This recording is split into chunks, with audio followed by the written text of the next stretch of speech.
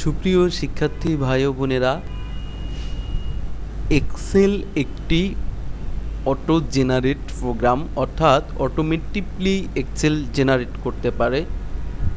আমরা সূত্র দেখে অর্থাৎ এর ফর্মুলা দেখে ভয় পাওয়ার কিছু নেই। কারণ হচ্ছে আমরা একটি ফর্মুলা যদি করে নিতে পারি, দেন আমরা নিচেরগুলো অটোমেটিকলি নিচেরগুলোর উপরে অ্যাপ্লাই করে দিতে পারি। যেমন এই মুহূর্তে আমি এই সংখ্যাগুলোকে একত্রে এই ঘরের মধ্যে যোগ করতে চাচ্ছি।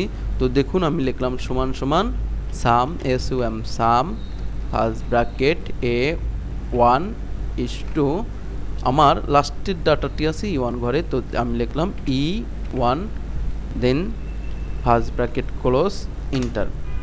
সুপ্রিয় শিক্ষার্থী বন্ধুরা, দেখুন আমাদের এই সংখ্যাগুলোর যোগফলটি এই ঘরের মধ্যে চলে আসলো। তো এই সূত্রটি আমাদের বাদবাকি ঘরের উপরে কেমনে অ্যাপ্লাই করা যায়, অর্থাৎ কিভাবে অ্যাপ্লাই করা যায়।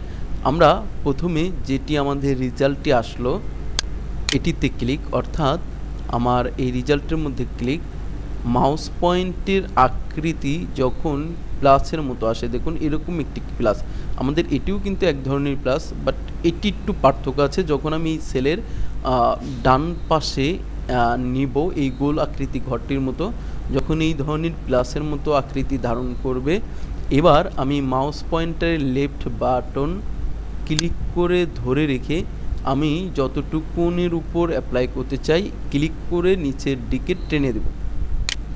দেখুন অটোমেটিকলি সবগুলোই আমাদের যোগ হয়ে গেল। আমরা এইভাবে যে কোনো ফর্মুলায় আমরা খুব সহজেই নিচেরগুলোর উপরে অ্যাপ্লাই করে দিতে পারি।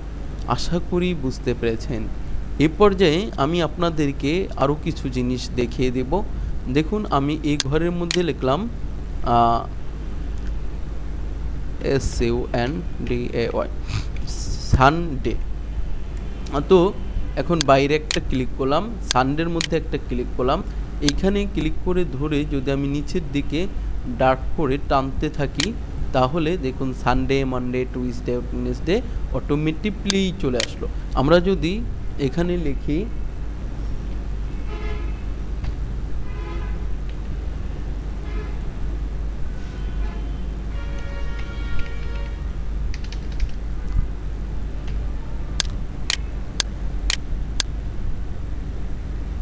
দেখুন,